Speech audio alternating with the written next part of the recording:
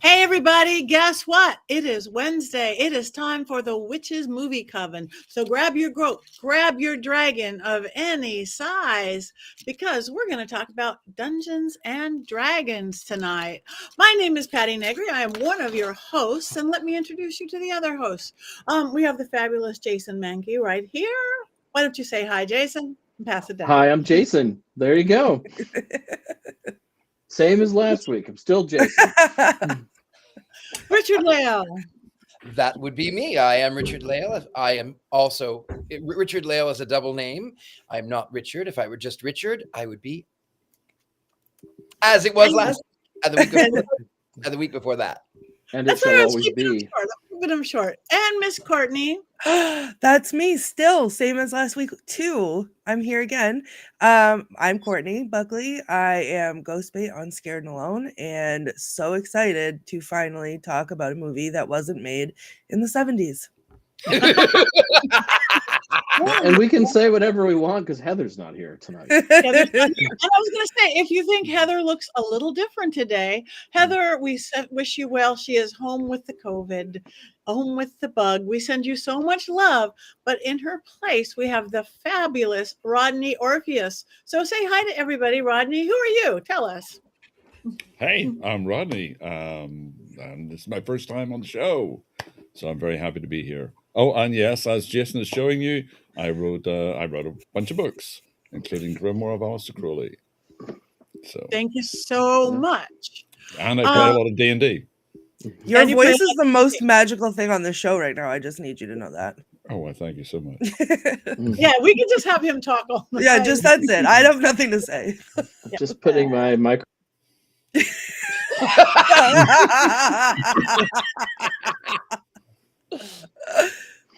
Yes, we even in our chat room. Hi, everybody in the chat room. Hi, Lisa. Hi, Alicia. Hi, everybody. Kelvin, thank you for been posting it, and everybody else. Oh, I hear from the heavens, Jack Parsons. The word Jack Parsons. If we have a connection there. Well, I think I should start because we mentioned it last week, or I don't remember. Jason was there. I don't remember, but it was some time ago. So there was a connection with a film that we watched about. Oh, it was my birthday show, and it was when we did the Good Omens. And which was, of course, instead of The Omen, which was too much for us to handle on New Year's Eve. So I brought up that Jack Parsons was friends with Aleister Crowley, and that Jack Parsons, who was my neighbor, some 50 years prior to in Pasadena, had decided that he was going to have. He had this friend that he had met. It was L. Ron Hubbard, but he had this friend, and that he was writing back and forth to Aleister Crowley, saying, "Oh, I've met this friend, and he's now sleeping in the room with my wife, and I think it's a great idea." And went on and on and on until it turns out that, of course, L. Ron Hubbard took the money that he was going to invest in the yachts and then did it himself, and so poor Jack Parsons didn't. And they were trying to summon the Antichrist is what it was. And from my understanding, Crowley had told him it was a very bad idea. And that was my knowledge of it. Okay. Well, okay. I have a slightly closer connection because I dated Jack Parsons' widow. Wow. A long time ago when I was very young, and she was very old. And I was hooked up with her by a mutual friend, and went and spent a beautiful day with her, and took her to the movies to see Stargate at Chinese Theater in Hollywood Boulevard. And yeah, so I knew Marjorie Cameron Parsons very well, and she was a wonderful human being, one of the most divine people I've ever met in my life, goddess walking amongst men. Fabulous person. So yeah, and I got the whole Jack Parsons and L. Ron Hubbard story from the horse's mouth because she was actually there. I asked her about that, and she was like, "Ron," she was from Nebraska, so she had a really strong Nebraskan accent. "Ron, let me tell you about Ron. Ron was an asshole." But he was a smart asshole. So yeah, she was roommates with Ron. So yeah, So if there is a bunch of Scientologists protesting outside Rodney's house tomorrow, it's all because of the show. Yeah, we apologize in advance. Hey, not my opinion, the opinion of someone who actually knew him. So hey, go figure. Protesting at her grave. Don't shoot the messenger. Anyway, I do not know how to gracefully transfer that into the talk of Dungeons and Dragons, but we're going to try. Dungeons and Dragons, it's a world. But if anybody did not see that movie, back to Richard-Lael, do you have an unbiased synopsis of the film? I do have an unbiased synopsis. Of course, I am told that it is not Zac Efron, but it is Chris Pine.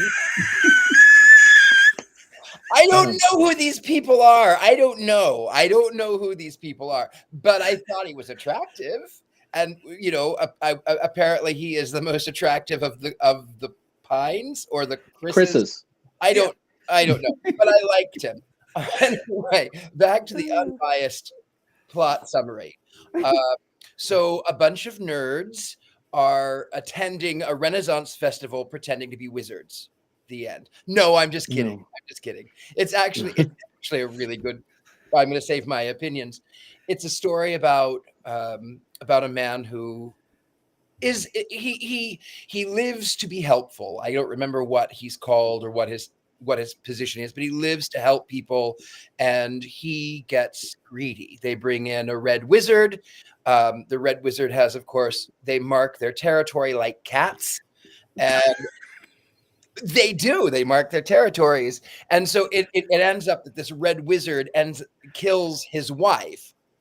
And so he goes on this quest to find this thing that's supposed to bring her back. And while he's there, he gets caught in a time bubble thing. And so he's sentenced to prison. And then he and his friend who helped raise the daughter end up by breaking out.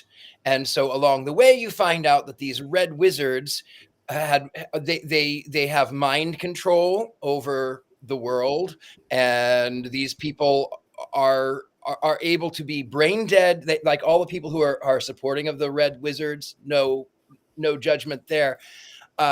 They are all brain dead. People who wear red hats get to be brain dead. That's all I know. I'm not going to say anything political. I'm just saying the people who wear the red hats are brain dead. And then, bravo, sir. Bravo, sir. Bravo. They go on this quest. Bad wizard, taking over the world, and they defeat them.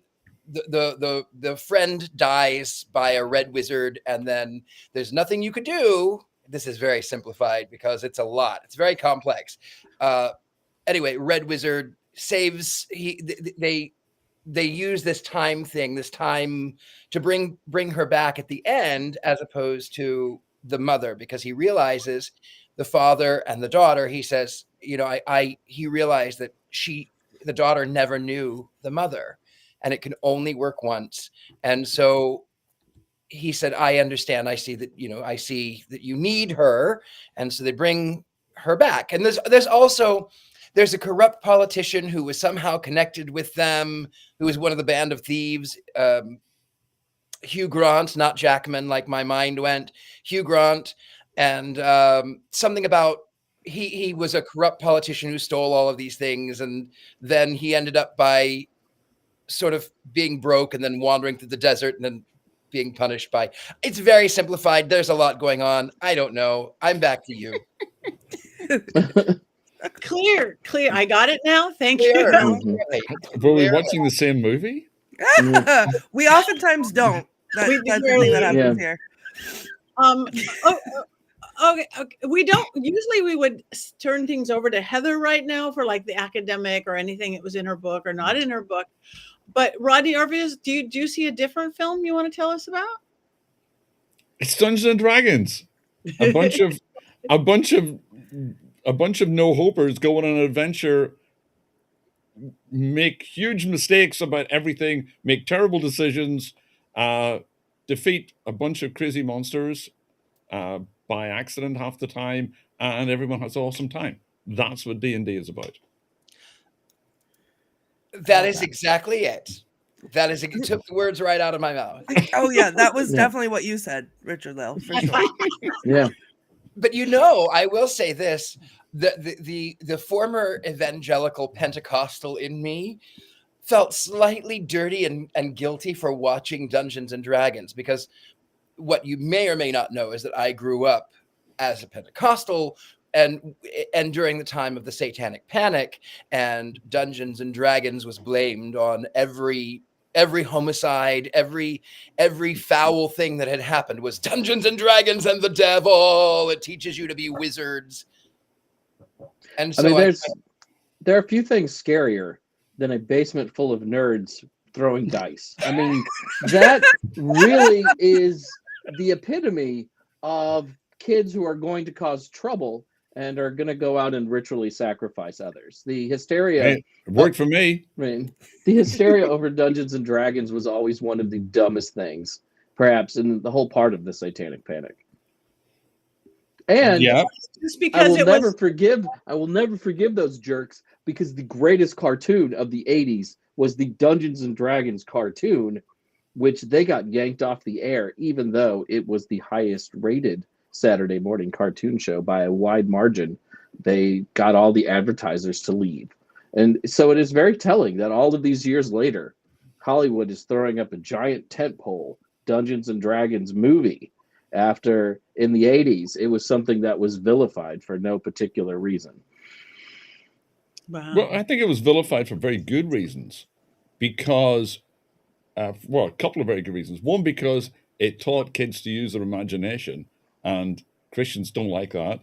And number two, it taught them that they were, they could go out and meet demons and conquer them and do cool shit, and they didn't have to be scared.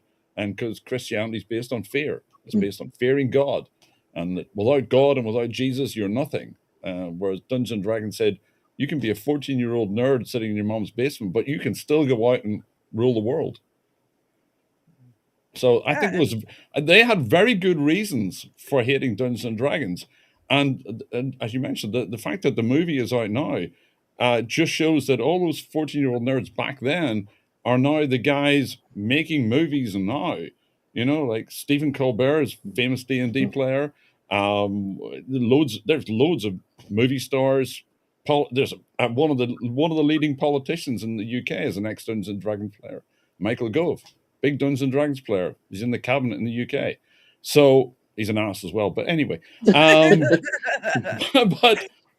I think, the Christians recognized that this was another path to a liberation in thought, because people could become more than they started out with. You could be whoever you wanted to be. You could call yourself a different name. You could do different things, have a different personality, be a different gender, anything you wanted. That's what makes role-playing games so exciting. And that's what makes them so scary to the controllers.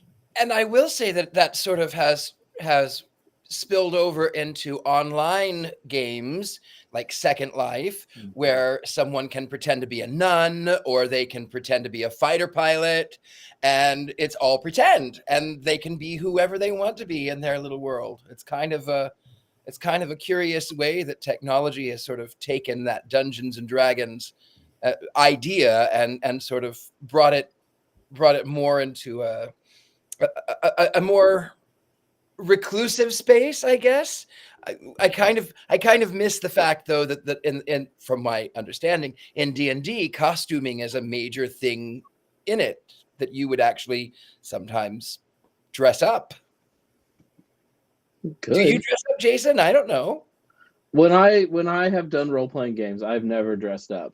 But I will say that what I like about a good role-playing game is that it is much more immersive than playing a video game, because you are controlling what the character says. Mm-hmm. You are controlling what the character does.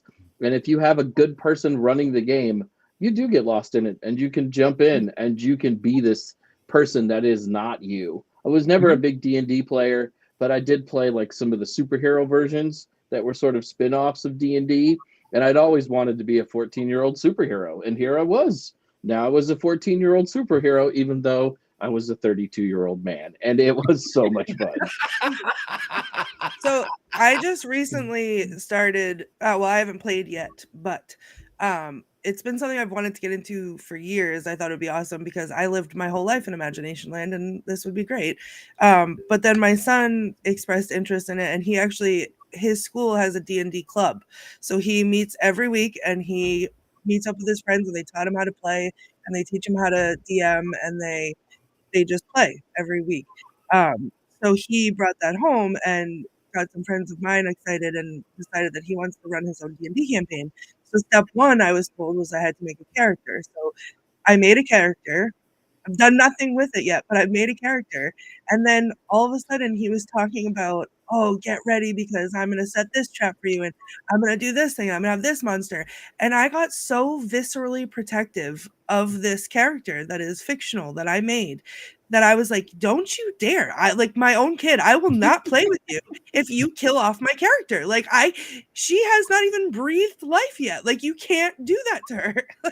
And I was like, we can't talk about this anymore.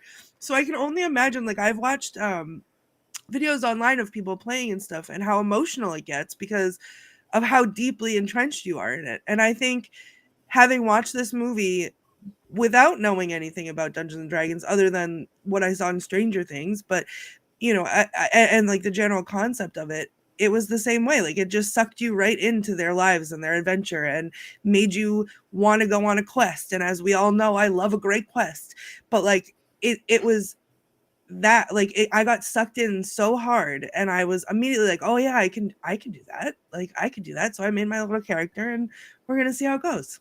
And if my son kills her, he's going to be grounded for the rest of his life.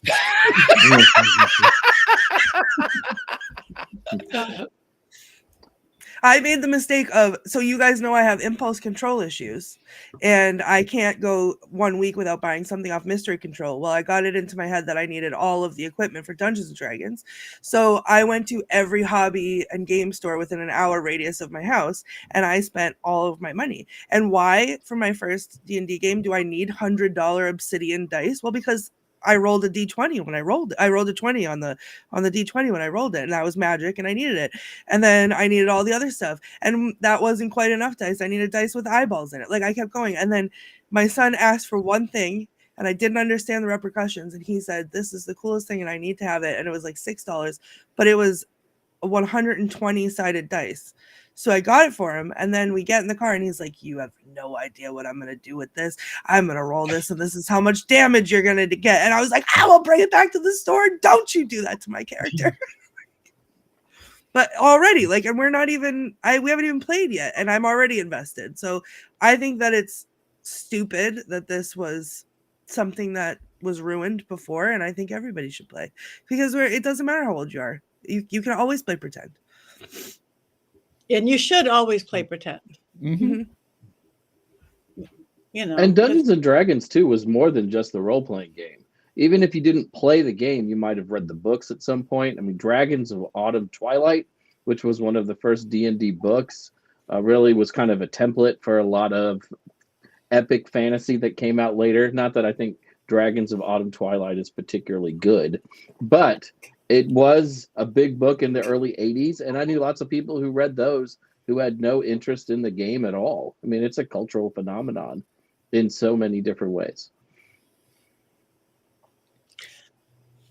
I don't really have any experience playing the game because I never got into it.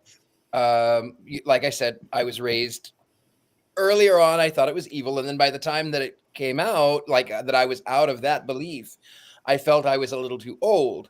The only experience that I had playing the game was years ago when I lived in San Francisco, and I was in a play where a character played Dungeons and Dragons. And so I did the costuming. So I was sort of like Renaissance future dragon slayer. So that's the only experience that I know anything about Dungeons and Dragons. I have no experience. I've been playing D&D and other role-playing games for 40 years. and written role-playing games as well. So, and it's been a major part of my nerdyism for a very long time. As someone really involved in the D&D world, Rodney, how was this movie received by people in the D&D community? Did they like it? I mean, if you're a D&D player, if you're a D&D fan or into role-playing games, this movie was fantastic. I mean, I think it's a great fantasy movie anyway. I enjoyed it. I had a blast.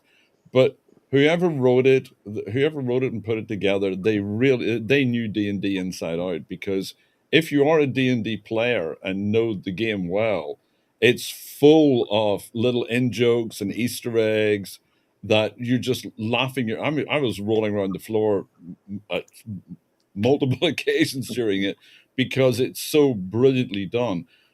And it has all the creatures and the spells, all the classes. It's absolutely 100% right all the way down the line. But more important, like I said at the beginning, it captures the spirit of a great role-playing session, because it is that freewheeling. Shit just happens, and people are like running around like, "Hey, I've got a great idea," and then everything goes horribly wrong, and you have a great time doing it. And so they really captured the fun and the spirit of a great D&D session. So yeah, I think most D&D players, all D&D players, just loved it. Though I think the movie didn't do that great at the box office, so unfortunately, so No. there'll probably not be a sequel, which is a real pity. That's a shame too, because this was a movie, and I talk about this a lot with different movies, but this was a movie that was like meant to be seen on the big screen. Like, Patty, if you watched it on your phone this week, you missed out, because this was a cinematic adventure of its in and of itself, and it was like, I'm so glad I went opening night to see it, and I'm so glad I did. I went multiple times actually to the theater to watch it. I know I watched it on my iPad. Bigger screen. My bigger iPad. Okay, I'm going to speak from a person who has never played Dungeons and Dragons in their life. I'm not a gamer. It just, I don't know why or what. It just never in my whole life. But I really enjoyed the movie. So you can enjoy the movie not knowing the inside jokes, not knowing anything about Dungeons and Dragons. But I still got swept up in the characters and the quest and everything. So it was really fun. And I'm just digging all these funny Hugh Grant. now that he's aged into his character roles, he's just cracking me up. Yeah, he was brilliant. He makes a great villain. And Yeah. he just goes for it. He just doesn't give a shit and just chews the scenery all the way through. And he was so fabulous in it. I really liked him a lot in it. It was a revelation.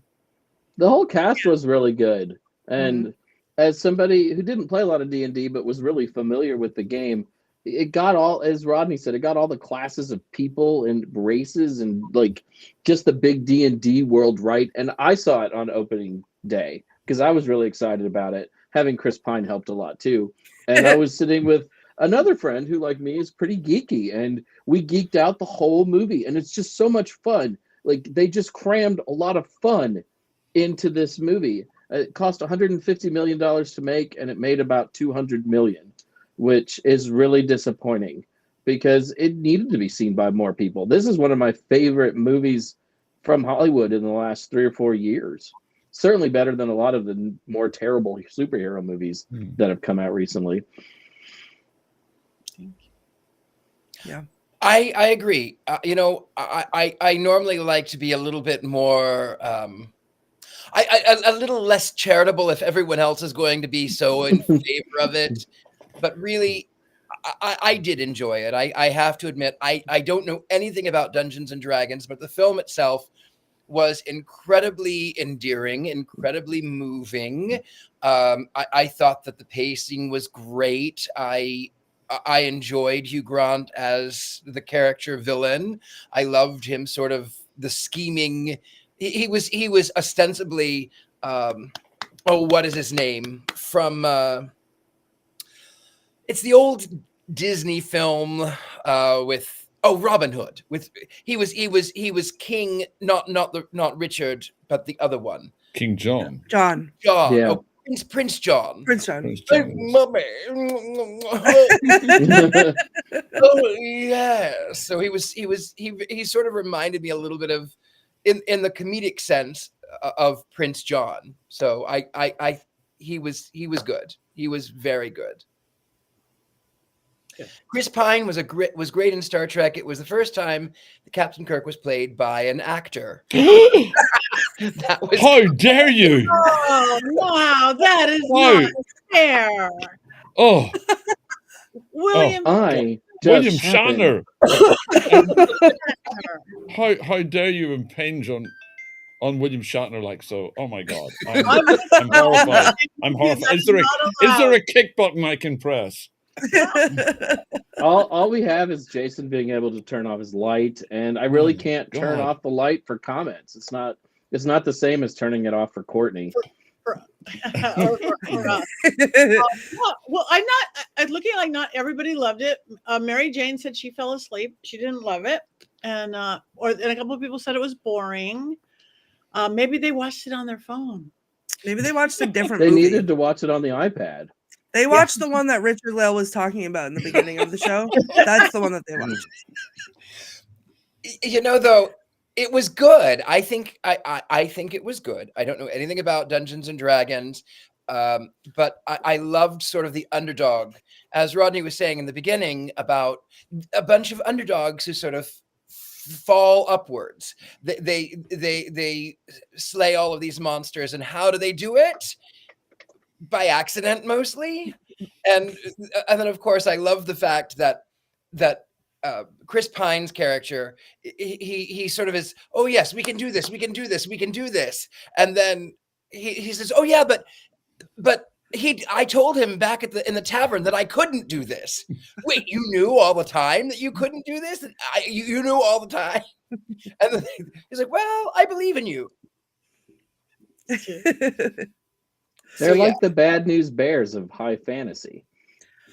Can I just really quick? Alicia said I was just excited they all didn't have the same hair in this week's movie, and I would like to agree. Yep. And there was nobody was like dancing around naked. I mean, I like that from last week, but not in this Boobs and movie. butts. Boobs and butts. I've been singing that all week long, Jason. You know, I should have gone into music, but I didn't. Instead, I went into witchcraft, and here we are. The singing witch. Yeah, Pretty. nobody wants to hear that. I did. All right. I don't know how to start this conversation, but I heard from the heavens our producer Rob saying something about the items that they used in the movie compared to the things, but I don't know how to have that conversation because I'm not a D&D player.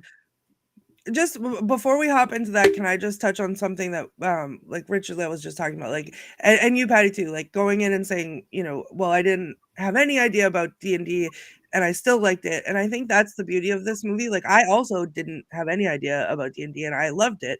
And I feel like I wonder if maybe that's why it didn't do as well. Like, people thought that they wouldn't enjoy it or wouldn't get it or whatever it was. Or maybe they're all secret Pentecostals who think that it's all about the devil. I mean, it could be that too. There's still a lot of that on the Bible Belt and all those Islamic countries out there, etc., who do still think that's satanic. I mean, actually, I'll plug my next book, which is coming out later this year, which is actually about the 80s satanic panic and the Dungeons and Dragons satanic panic. What? It's great. It's going to be so good. It's called Delinquent Elementals. Where do we pre-order this? MIT Press, baby.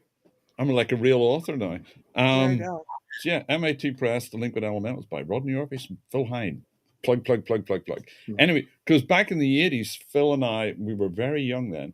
We used to run a magazine called Pagan News, and we covered the whole satanic panic as it happened and the whole D&D scandal and everything else. So now we've done a huge compendium of all the articles from then and editorial and stuff. So yeah, I was right in the thick of that whole thing when it was happening, that whole D&D satanic thing. And yeah, really people, I mean, it was horrific. I mean, you know that in the prison system in the US today, Dungeons and Dragons is still banned in the US prison system. Really? because because they don't want the prisoners like doing pretend violence. It's fine if they do real violence or something. I don't know. It's bizarre, but yeah, even to this day, it's banned in prisons in the U.S. And it's still like, it's still a big thing that is so anti-Christian, and it's bizarre. But yeah, that's how powerful it is. It's going to have a different cover, hopefully. Yeah, that's Anyway. wild though, because I mean, about this seems like such a wholesome movie. I mean, we've seen some that I could see the satanic panic people would get a little upset about, but not this one. Someone asks, Sam in the comments asks if the pentagram is an evil symbol. It's not. Just to answer, it's not. No. There's no such thing as an evil symbol. It's just you can make a mark on a piece of paper. It doesn't matter what it is.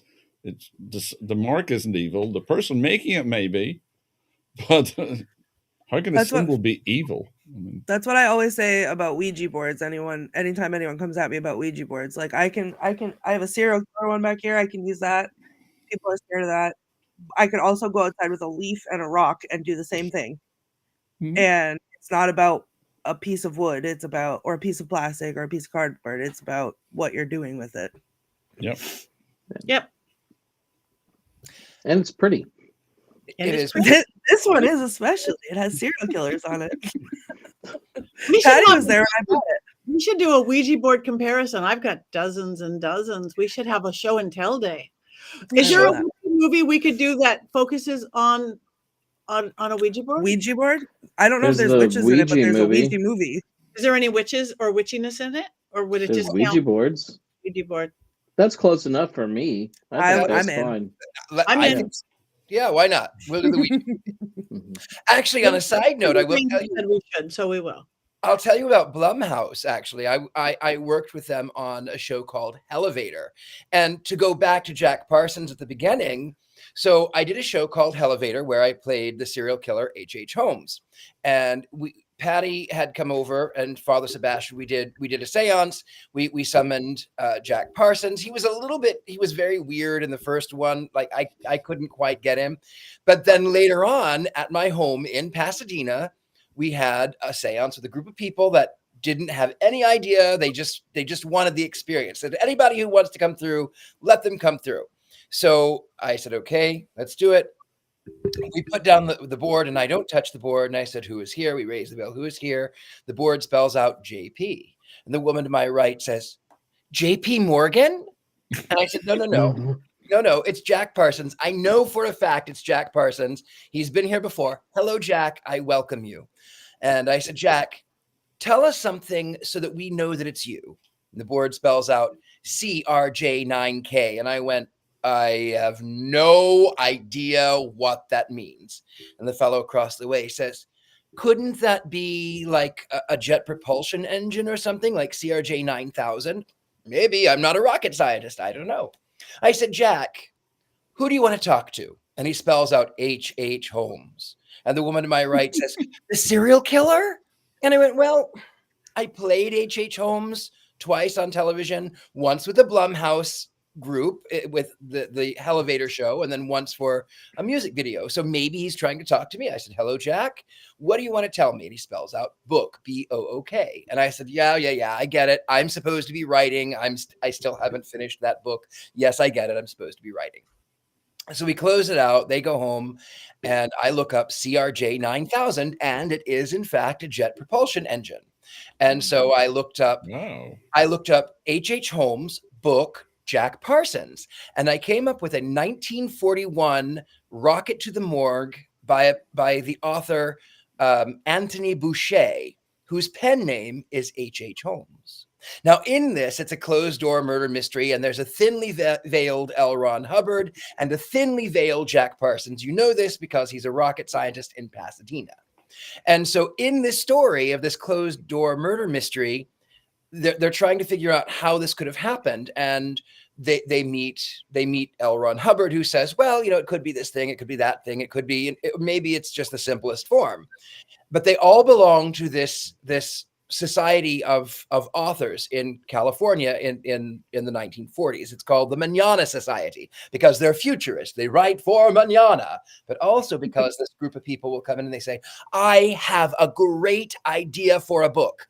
And everyone else will say, oh yeah? When are you going to write it? Manana? You're going to write that manana? How about tomorrow? So it was Jack sort of laughing at me from beyond the grave. You going to write it tomorrow? Mm-hmm. Well, Jack Parsons was the president of the Los Angeles Science Fiction Society, who used to meet at his house in Pasadena. And that's how he met L. Ron Hubbard, because L. Ron Hubbard was a famous science fiction author for many years before he started Scientology. And so he came to a Los Angeles Science Fiction Society meeting and then said, I've just come from New York. I need a place to live. And he went, oh, come stay here. And that's how he ended up living there. And in fact, Marjorie Cameron Parsons told me how Scientology started. And it actually was started after one Sunday afternoon, after the Los Angeles Science Fiction Society meeting had ended. There were still some people hanging around her in the kitchen while she was cooking. And it was L. Ron Hubbard, Jack Parsons, A. Van Vogt, and Damon Knight sitting around the kitchen table. And they were talking about religion and magic and science. And there was a discussion going on about, well, in the future, religions will just disappear because everyone will understand science. So in our science fiction books, we shouldn't have religion. And then other people said, well, no, it'll just be a science fiction religion. And there was a big argument about if you could have a science fiction religion. So L. Ron Hubbard said, I bet I could create a science fiction religion. And A. Van Vogt said, I bet you can't. So they both put $100 on the table, and Marjorie Cameron put it in a tea can and put it on the mantelpiece. And they said, okay, you've got 1 year to create a science fiction religion.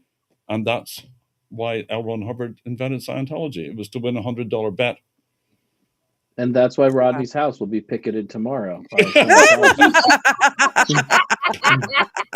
Again, I'm just telling you what she told me. We're not allowed to share these stories. We're not allowed to share them.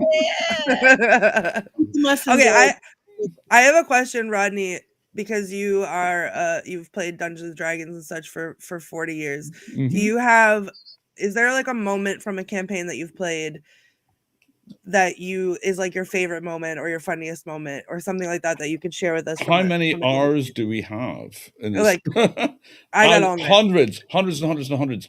I mean, if you talk to any role-playing gamer, any D&D player, and say, like, what have you had a good time in the camp? And they will regale you with many events that happened that were absolutely amazing, and they're wonderful characters and all the rest of it.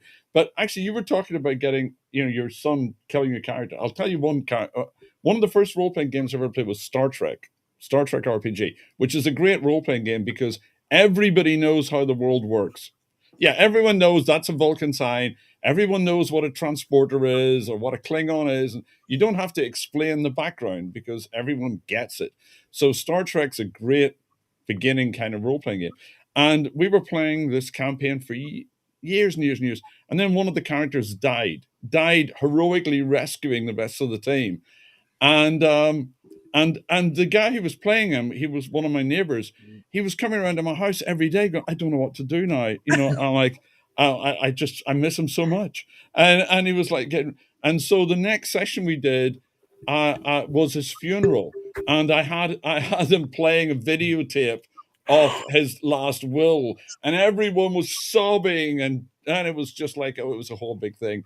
And it was like being at a real funeral. Everyone was crying, and like, and it was just a magical experience. And that was like, I don't know, that was in 1989. I still remember it, You couldn't have sent the deceased character to a Genesis planet to be regenerated? That actually did happen eventually, yes. Way down the line, but boom. Yes. Yeah, you nailed it, right. So you truly are a geek. I love that. So it really shows you how invested when you read a really great book, and you're so invested in the character, and you get to the end of the book and it's like, wow. And then you're thinking, I can't believe I'll never hear about that character again or whatever, or a TV show or whatever. But this time you are that character. It's you. It's part of you. And so think how invested you can get if it's something that you've created and that's going on, for a long, long time. You really get invested in your characters. Yeah, absolutely. I can still give you a whole ream of all the characters I've played. My last D&D character was a Hobbit rogue who only had one arm, and he was a London Cockney Hobbit with one arm. It was called Mostly Armless. You are so cute, Rodney. The more excited you get, the stronger your accent gets. All right, now So cute. yes, I'm actually Irish. In case you hadn't. I know it got more and more Irish as we. I'll be getting more Irish all night now. Yeah. It's been heavily modified over the years, but yeah. It's lovely. Okay, somebody did in the chat room asked about Black Phillip. We all have a Black Phillip. Yes, we do. Mine is in that other chair, and I can't reach him. Oh. And I used to I forget what it was said, but yes, you too can have a Black Phillip. They're everywhere. Oh, it was Lady Silver Willow Sage. I must know if the matching goat stuffies are a part of the movie coven. They are adorable. They come on our adventures with us, or they do. Sometimes they come on adventures with other people and pretend to be on adventures with us. Courtney, how's his backside looking? I haven't done his butthole magic yet. And it's now he has. I'm gonna have to do armpit magic because somehow there's an armpit. Send that Black Phillip to Heather to fix. No, what if he gets lost in the mail? He's not gonna get lost in the mail. Okay, let's keep in mind the gift that I got for Richard-Lael 2 years ago that's still sitting on my dining room table. I haven't mailed that. Meanwhile, I made certain that you found Jesus. Okay, I found him. There he is. So he won't get lost in the mail. If Jesus Christ can make it through the mail, I'm sure Black Phillip can make it through the mail too. I care more about Black Phillip than I do about Jesus Christ, though. I just like that you found your own personal Jesus, Courtney. He's a glow in the dark Jesus. Very blue. He's a what? He looks blue. He looks like a Smurf. Yeah. No, he's a glow in the dark. Oh, okay. All right. Now he looks less blue. On my he looked blue. He's very pale. And originally when I found him I found him in Los Angeles, and I was going to send it to another friend in Canada, but it did get lost for like 3 years. But now it's Courtney's. But he every Easter he would do a zombie. Yeah. A zombie image. So when I found glow in the dark, very blue, pale Jesus, who glows green, by the way, when the lights are out. He's a ghost zombie Jesus, just like from Beetlejuice the musical, which is my favorite. Ghost zombie Jesus. Mary Jane cannot find a Black Phillip with white horns. I got mine at a cult shop in New York, but I think you can get one on Amazon, maybe. Evil Amazon. Robert Hicks, please heal your Black Phillip soon, Courtney. He lives his best life with his splayed legs. Okay? He's out here doing his business. Just being provocative. Got some training to do. He is being provocative and waiting for his butthole magic. So, and also, aren't you supposed to cut the tag off that says "Don't remove the tag"? I feel like if I did, maybe that's how this started. Was the tag separated his butt? Well, maybe you don't rip it. Maybe you trim it off. Well, it's too late because you can see where it's sewn and it's already in the hole. Don't look at his butthole that close. He's a distinguished gentleman. Get his only goat page. Speaking of only goats, Miss Courtney, don't you have some quotes? Yeah, I like that. We keep losing the movie. You know, I love that transition. Thank you. Yes, I do. There are two scenes that I'm not going to quote because I wanted to quote the entire scene, but I will talk about those. I also want to talk about when I saw this in the movie, for some reason, the quote that stuck with me when I walked out of the theater was in the very beginning when he was telling the story to try to get like the council to release them or to pardon them or whatever, and he keeps bringing up Jarnathan. And just the name Jarnathan, I was snort laughing. But then finally Jarnathan comes and they're going to enact this big plan where they're going to dive out the window with Jarnathan, who has wings. And so they're struggling and they're doing this. And the councilwoman who's behind the desk just goes, "Oh, Jarnathan." Like, this isn't the first time Jarnathan says this. And it was like 3 minutes into the movie and I was crying laughing because of "Oh, Jarnathan." So that's one of my favorite quotes, because it's just the way that she said it, and that I feel like is a big theme in this movie as far as quotes go. It's not so much what they say, it's their delivery. It's how they say it and what context they say it, which makes them amazing. One of them also that I don't know, this could be the t-shirt one, I just think is inspirational, and we should all take heed of this. But he says, "We must never stop failing, because the minute we do, we failed." And I thought that was pretty I love that. when Simon says he's getting mad because they keep telling him to like solve all the problems with magic, like pay him in magic, like pay him off in magic, do all these things with magic, and he says, "How everyone thinks we can solve any problem with magic. There are limits. This isn't some bedtime story. This is the real world." And then one of the scenes, literally, I was screaming laughing, was when they were doing the necromancy, and they could ask 5 questions, and so the corpse is alive, and he's like, "Are you alive?" "Yes." And then they'd be like, "Was that a question?" And then the corpse would like ask the other guy, and then the corpse would be like, "Yes." And he's like, "Wait, no.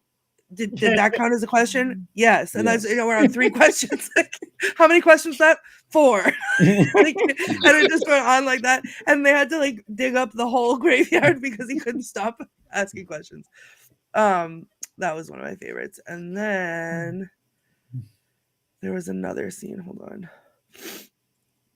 That was one of my favorite moments of the movie too, I must say. Yeah. And then they kind of went back to it at the end of the movie too. Yeah. Yeah. I also when the brain eating or not the things that were attracted to people's intelligence, and then they like they walked by and he's like, "Well, that was a little hurtful." I loved it. It was just just everything. And I have to I know these are not quotes, but like just to round off what I was saying earlier, like this was so fun. The quotes are great. There were some great lines in the movie, and the cast was great to look at. And they were also talented, and it's just so fun. Like, the quotes are just so fun. There's so many of them, and if I could be here all day, I could recite the whole movie, and the whole movie is great. The whole script is great. So yeah, there we go. Thank you. Courtney. All right. I guess moving. Do we do the Mankey mini? I always get this backwards. We do your movie minutes before. Let's do it before. Okay. No, we do it after Courtney. We always do it after. Okay. Yeah, after Courtney. Before we vote. Before we vote on the. Yeah, it always Sorry, kind of gives I'm away. like Space Cadet today. It's okay. It always like ruins like how I'm gonna vote, because you can. Okay, well then let's vote. No, it's fine. We can end it out with the trailer. That works. Should we vote on if we vote? Let's vote. Vote on. I say vote. One's up, we vote. One's up, we vote now. Okay, we vote now. It's unanimous. We vote now. Now, on this one, everybody, one's up, one's down for Dungeons and Dragons. Honor Amongst Thieves. One's very much up. Yes. Mine is too high. Can't even see it. Mine is so high because Zac Efron was great. I mean, Chris. No. No.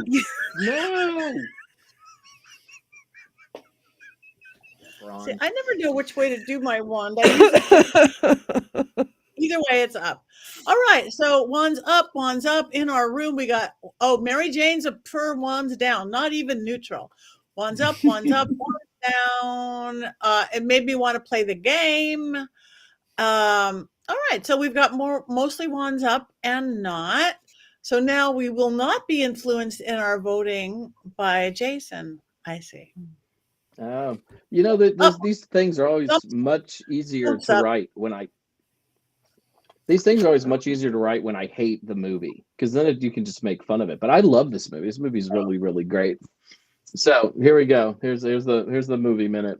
A bard, a barbarian, a paladin, a half-elf, a tiefling druid raised in an elf conclave, and perhaps most importantly to the plot of this movie, a con artist and lovable rogue. It's almost a paint-by-numbers listing of the standard characters in a D&D game. But Dungeons & Dragons Honor Among Thieves is saved from itself by a terrific cast. Chris Evans? No way. Chris Pratt? Ew. Chris Hemsworth? He's okay, and I dig the long hair, but the best Chris is Chris Pine, and he's in this movie. Oh, and there's also the guy from Bridgerton, Regé-Jean Page. Is there a more beautiful man in the entire world? No. I mean, maybe Chris Pine, but probably not. Page is beautiful. Oh, and do you want fan service? This movie has tons of fan service, most notably the original Ranger, Cavalier, Magician, Thief, Barbarian, and Acrobat. I'm about ready to cry thinking about it. This movie is pretty good, but will never be as good as the cartoon from the early 1980s. That thing is amazing. But back to Honor Among Thieves. This is a fun movie. So much fun. It's got Hugh freaking Grant in it and Michelle Rodriguez, finally freed from starring in just Fast and Furious movies. And yes, this movie is all kinds of dumb, but it's a fun dumb, and that's all you can ask for. I haven't played D&D in years, and this movie had me rolling my dice in my seat. Thumbs up, hurrah, hurrah, huzzah, huzzah. Yay, huzzah. That is beautiful. Yay. All right. So we got through another one. And what are we doing next week? I forgot to even ask. Oh, I forgot. Hold on. I mean, look, we have it here. We have it. While we're looking, Rodney, who is your cat? Crossroads. That was May. She's just run off now. My little one-eyed black cat. She's beautiful. She was beautiful. She's very sweet. Unlike her brother Monty, who is a total asshole. He's my asshole. So okay. All right. Everybody want to check in? Anybody have anything going? I'm going to start off because I'm not. Am I flashing lights in front of you guys? Sometimes you do, but not right now. I don't see any lights flashing. Okay. I must have done something. I don't know. I just want to say the first thing I'm doing, anybody who wants to stay up late, I'm doing Coast to Coast tonight. Coast to Coast. Sorry. So, midnight to 2 a.m. West Coast, 3 to 5 a.m. East Coast, syndicated everywhere. Or if you belong to the Coast to Coast, then you could watch it or listen, whatever you want. But I got to stay me up late and start at 12. So I'm so thrilled to be with George Norrie again, my third time on his radio. And then I'll let everybody else talk first, and then I'll go back to what I'm doing. Richard-Lael. I am here in New Orleans. I am the Gentleman Psychic. I only have one TikTok account. I do not ever contact anybody. You can contact me at thegentlemanpsychic.com. I am teaching at University Magicus, Magic U, as it is now rebranded. I have a couple of classes coming up about Crossroads, actually, which is our next film. And so I do all kinds of things, readings. We also start Scared and Alone coming up again, which Courtney will talk a little bit more about. That's my big news. Yay. Okay, then Courtney, go. Okay, so big news, big announcement. Scared and Alone is back. So we are starting, our first episode is Sunday, February 11th, around 9 p.m. As soon as the Super Bowl is over, I'm going to be in HE double hockey sticks and be terrified once again. It's going to be great. We are going to keep the place a secret, so you're going to have to tune in to figure out where we go. It's a good one, and you're going to love it, and I've been there, and it's terrifying. So you haven't seen me be there yet, but I have been there. So where do people find Scared and Alone? So you can go to scaredandalone.com, scared and the word and alone.com, or you can find us on all the socials at Scared Alone Live. And then come see me. I have to pee my pants. I need to wear my power panties, the protection panties. You need power panties for that. I have them. I have to find them. And then also, that's the most exciting, but also very exciting. Coming up in Salem starting this weekend, we have my tour baby, the anti-Valentine's Day tour, Stories of Love Gone Wrong in Salem. You can get your tickets if you scan that QR code at salemghosttours.com.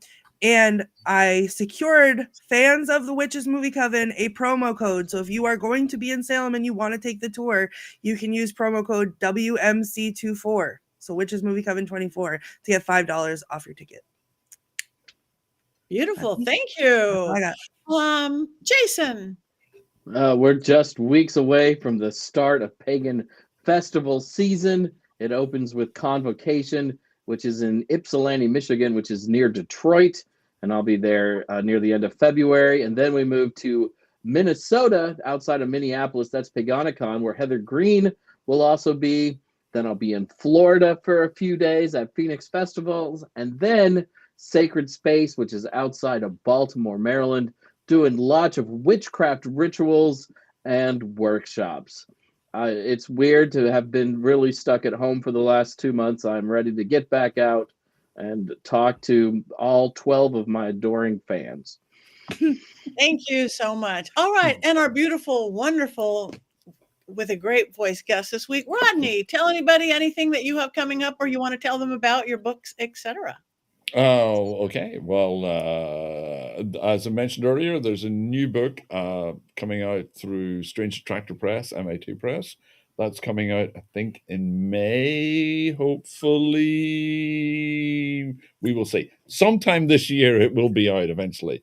And that's like a massive, that's everything you ever want to know about the Satanic Panic. And pretty much, it's also hilariously funny. I didn't just want to make a boring academic, like, this happened, this happened. It goes into all the characters, both from the pagan angle of things in the 80s and the 90s, and also the weird Christian lunatics and politicians and, warts and all, everything you ever want to know. Luckily, when we first did the magazine back in the 80s, we had to be really careful what we wrote so we didn't end up libeling people. But now most of them are dead, and you can't libel the dead. So now I can actually say the things I wanted to say all along but couldn't. So that's going to be a really good, it's like 400 or 500. It's a huge, big ass book. So that's going to be really cool. I just finished literally last week mixing my new album. That's coming out at the beginning of March, and it's called Death and Sex. Ooh, because everyone's that. And then I'm going one of my favorite things. Yeah. Is Boobs and Butts on there? So that's coming out at the beginning of March, and actually, literally, this is the first time I've actually told people the title. And then we go on tour with my band, the Cassandra Complex, in March. We're touring around Europe. We're doing 3 shows in the UK, and then we go to Belgium, Netherlands, Germany, and Denmark, and play a bunch of shows there. And then we go back again in May and play in Germany again, South Germany, Czech Republic, and Austria. So yeah, that takes me through to May, and then hopefully in the fall we're doing Latin America and maybe even the USA. Yeah. So yeah, it's a busy. So do you have? Is there a website people can find all this if they don't remember everything that you said? Rodney Orpheus. Just if you type, I'm the only Rodney Orpheus in the world. So if you just type the words Rodney Orpheus into Google, you'll get pages and pages of me talking about all sorts of stuff. So yeah. All right. RodneyOrpheus.com or Cassandra Complex. Yeah. Thank you so much. All right, go back to me real quick. Yes, University Magicus. I teach on Tuesdays, most weeks. Tuesdays. I'm in a mediumship series right now. I am doing. I am in town for February because we have the Vampire Ball, which everybody is invited to. March, I'm starting off March in Las Vegas, doing a little witchy weekend in Las Vegas. April, I'm going to be in Arizona at the Old Globe Paracon. May, Transylvania, Romania. We are doing a witch and vampire tour, and then it goes on. I just finally, it took me half the day to figure out where I was going to be this year, but now I know for a minute. Anyway, so it is that time. So Patti Happy Negri, Imbolc. Happy Imbolc, though. Imbolc. It's Imbolc. It's Imbolc. Yeah. Imbolc. Yeah. Imbolc. Happy Imbolc. Happy Imbolc, everyone. Imbolc. And everybody's going, what? As we end the night. Okay. You know, I know we haven't cackled in a while. Is there a better thing we should do for Nope, cackling is it. Cackling. Chicken. All right. 1, 2.